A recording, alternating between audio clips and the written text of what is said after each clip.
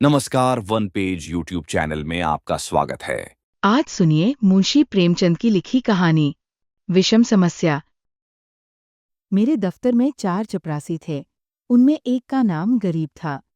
बहुत ही सीधा, बड़ा आज्ञाकारी, अपने काम में चौकस रहने वाला, घुड़कियां खाकर चुप रह जाने वाला, यथा नाम तथा गुण, गरीब मनुष्य था। मुझे इस दफ्तर में आए साल भर हो गया था, मगर मैंने उसे एक दिन के लिए भी गैरहाजिर नहीं पाया था। मैं उसे 9 बजे दफ्तर में अपनी दरी पर बैठे हुए देखने का ऐसा आदी हो गया था, मानो वह भी इस इमारत का कोई अंग है। इतना सरल है कि किसी की बात टालना जानता ही न था। एक चपरासी मुसलमान था। उससे सारा दफ्तर डरता है। मालूम नहीं क्यों। मुझे तो इसका कारण सिवाय उसकी बड़ी बड़ी बातों के और कुछ नहीं मालूम होता। उसके कथनानुसार उसके चचेरे भाई रामपुर रियासत में कोतवाल थे। उसे सर्वसम्मति ने काजी साहब की उपाधि दे रखी थी। शेष 2 महाशय जाति के ब्राह्मण थे। उनके आशीर्वाद का मूल्य उनके काम से कहीं अधिक था। ये तीनों कामचोर, गुस्ताख और आलसी थे। कोई छोटा सा भी काम करने को कहिए तो बिना नाक भौं सिकोड़े न करते थे। क्लर्कों को तो कुछ समझते ही न थे। केवल बड़े बाबू से कुछ डरते। यद्यपि कभी-कभी उनसे भी बेअदबी कर बैठते थे, मगर इन सब दुर्गुणों के होते हुए भी दफ्तर में किसी की मिट्टी इतनी खराब नहीं थी जितनी बेचारे गरीब की। तरक्की का अवसर आता तो ये तीनों नंबर मार ले जाते। गरीब को कोई पूछता भी न था और सब 10-10 रुपए पाते थे, पर बेचारा गरीब साथ पर ही पड़ा हुआ था। सुबह से शाम तक उसके पैर एक क्षण के लिए भी नहीं टिकते थे।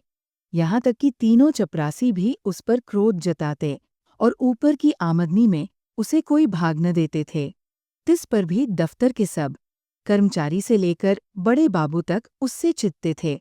उसको कितनी ही बार जुर्माना हो चुका था और डांट फटकार तो नित्य का व्यवहार था। इसका रहस्य मेरी समझ में कुछ नहीं आता था। मुझे उस पर दया आती थी और अपने बर्ताव से मैं ये दिखाना चाहता था कि उसका आदर मेरी दृष्टि में अन्य तीनों चपरासियों से कम नहीं है। यहाँ तक कि कई बार मैं उसके पीछे कर्मचारियों से लड़ भी चुका था। एक दिन बड़े बाबू ने गरीब से अपनी मेज साफ करने को कहा। वह तुरंत मेज साफ करने लगा। दैवयोग से झाड़न का झटका लगा तो दावात उलट गई और रोशनाई मेज पर फैल गई। बड़े बाबू ये देखते ही जामे से बाहर हो गए। उसके दोनों कान पकड़कर खूब ऐंठे और भारतवर्ष की सभी प्रचलित भाषाओं से दुर्वचन चुन चुनकर उसे सुनाने लगे। बेचारा गरीब आंखों में आंसू भरे चुपचाप मूर्तिवत सुनता था, मानो उसने कोई हत्या कर डाली हो। मुझे बड़े बाबू का जरासी बात पर इतना भयंकर रौद्र रूप धारण करना बुरा मालूम हुआ। यदि किसी दूसरे चपरासी ने उससे भी बड़ा अपराध किया होता तो भी उस पर इतना कठोर वज्र प्रहार न होता। मैंने अंग्रेजी में कहा, बाबू साहब, ये अन्याय कर रहे हैं। उसने जानबूझकर तो रोशनाई गिराई नहीं। इसका इतना कड़ा दंड देना अनौचित्य की पराकाष्ठा है। बाबूजी ने नम्रता से कहा, आप इसे जानते नहीं, ये बड़ा दुष्ट है। मैं तो इसकी कोई दुष्टता नहीं देखता। आप अभी इसे जाने नहीं। ये बड़ा पाजी है। इसके घर में 2 हलों की खेती होती है। हजारों का लेन देन करता है। कई भैंसें लगती हैं। इन बातों का इसे घमंड है। घर की दशा ऐसी ही होती तो आपके यहाँ चपरासीगिरी क्यों करता? बड़े बाबू ने गंभीर भाव से कहा, विश्वास मानिए, बड़ा पोड़ा आदमी है और बला का मक्खी चूस है। यदि ऐसा ही हो तो भी कोई अपराध नहीं है। अभी आप यहाँ कुछ दिन और रहिए तो आपको मालूम हो जाएगा कि ये कितना कमीना आदमी है।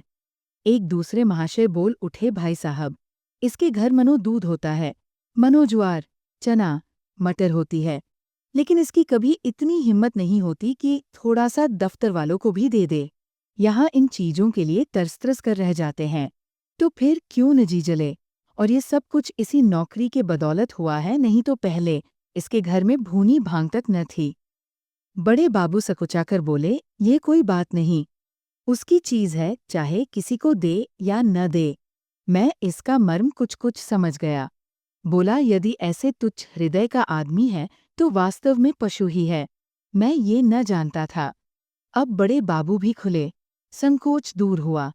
बोले, इन बातों से उबार तो होता नहीं, केवल देने वाले की सहृदयता प्रकट होती है, और आशा भी उसी से की जाती है जो इस योग्य है।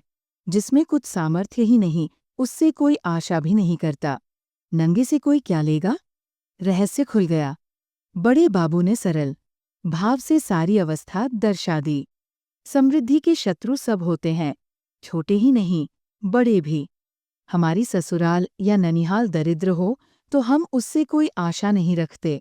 कदाचित हम उसे भूल जाते हैं, किंतु वे सामर्थ्यवान होकर हमें न पूछें, हमारे यहाँ तीज और चौथ न भेजें, तो हमारे कलेजे पर सांप लौटने लगता है। हम अपने किसी निर्धन मित्र के पास जाएं तो उसके एक बीड़े पान ही पर संतुष्ट हो जाते हैं। पर ऐसा कौन मनुष्य है जो किसी धनी मित्र के घर से बिना जलपान किए हुए लौटे और सदा के लिए उसका तिरस्कार न करने लगे?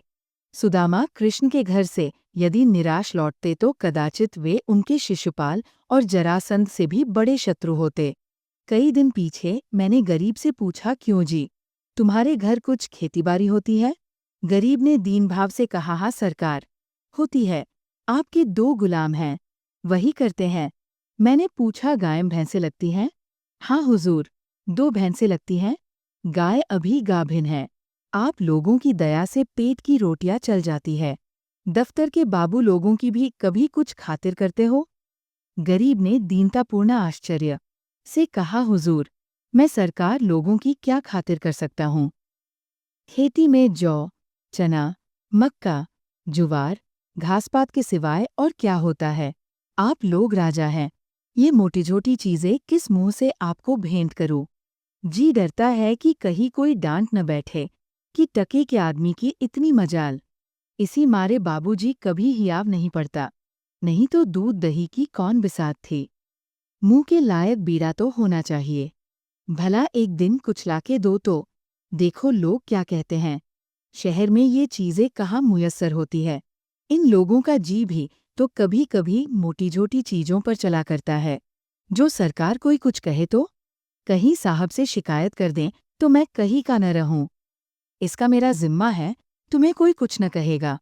कोई कुछ कहेगा भी तो मैं समझा दूंगा। हुजूर, आजकल तो मटर की फसल है और कोल्हू भी खड़े हो गए हैं। इसके सिवाय तो और कुछ भी नहीं है। बस तो यही चीजें लाओ। कुछ उल्टी सीधी पड़ी तो आप ही को संभालना पड़ेगा।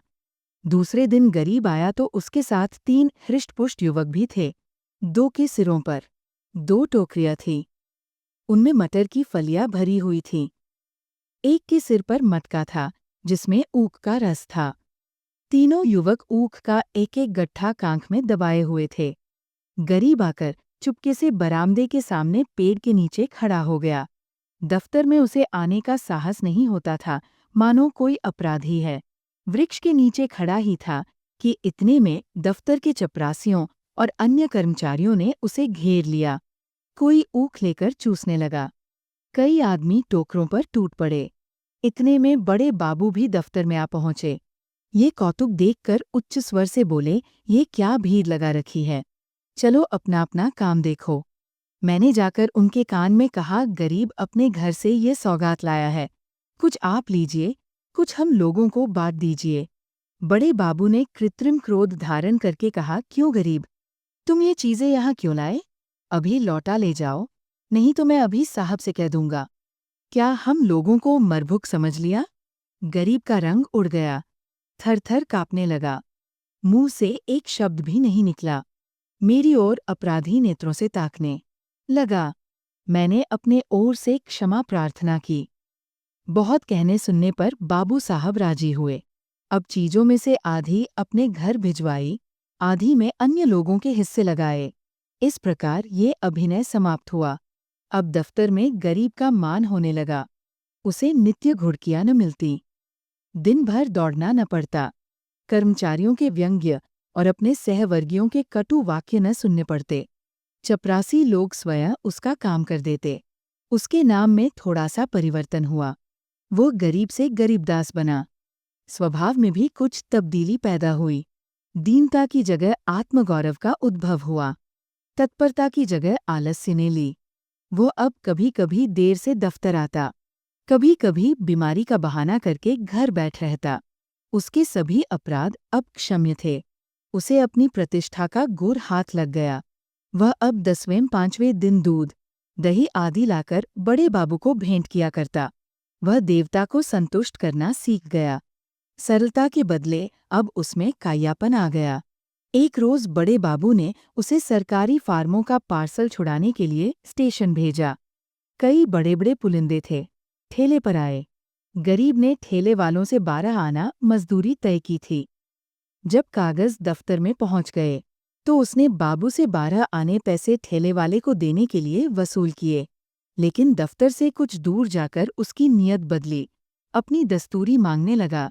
ठेला वाला राजी न हुआ। इस पर गरीब ने बिगड़कर सब पैसे जेब में रख लिए और धमका कर बोला, अब एक फूटी कौड़ी न दूंगा। जाओ जहाँ चाहो फरियाद करो। देखे हमारा क्या बना लेते हो। ठेले वाले ने जब देखा कि भेंट न देने से जमा ही गायब हुई जाती है तो रोध होकर 4 आने पैसे देने को राजी हुआ। गरीब ने अठन्नी उसके हवाले की और 12 आने की रसीद लिखवाकर उसके अंगूठे का निशान लगवाए और रसीद दफ्तर में दाखिल हो गई। वह कौतूहल देखकर मैं दंग रह गया। ये वही गरीब है जो कई महीने पहले सत्यता और दीनता की मूर्ति था, जिसे कभी अन्य चपरासियों से भी अपने हिस्से की रकम मांगने का साहस न होता। दूसरों को खिलाना भी न जानता था, खाने की जिक्र ही क्या। मुझे ये स्वभावांतर देखकर अत्यंत खेद हुआ। इसका उत्तरदायित्व किसके सिर था? मेरे सिर। मैंने उसे धूर्तता का पहला पाठ पढ़ाया था। मेरे चित्त में प्रश्न उठा, इस कायापन से जो दूसरों का गला दबाता है, वह भोलापन क्या बुरा था? जो दूसरों का अन्याय सह लेता था, वह अशुभ मुहूर्त था जब उसे मैंने प्रतिष्ठा प्राप्ति का मार्ग दिखाया, क्योंकि वास्तव में वह उसके पतन का भयंकर मार्ग था। मैंने बाह्य प्रतिष्ठा पर उसकी आत्म प्रतिष्ठा का बलिदान कर दिया। अगर आपको यह कहानी पसंद आई तो सब्सक्राइब करें और बेल आइकन दबाएं। अपने सुझाव कमेंट बॉक्स में बताएं। अगली कहानी तक शब्दों की दुनिया में डूबे रहे। धन्यवाद।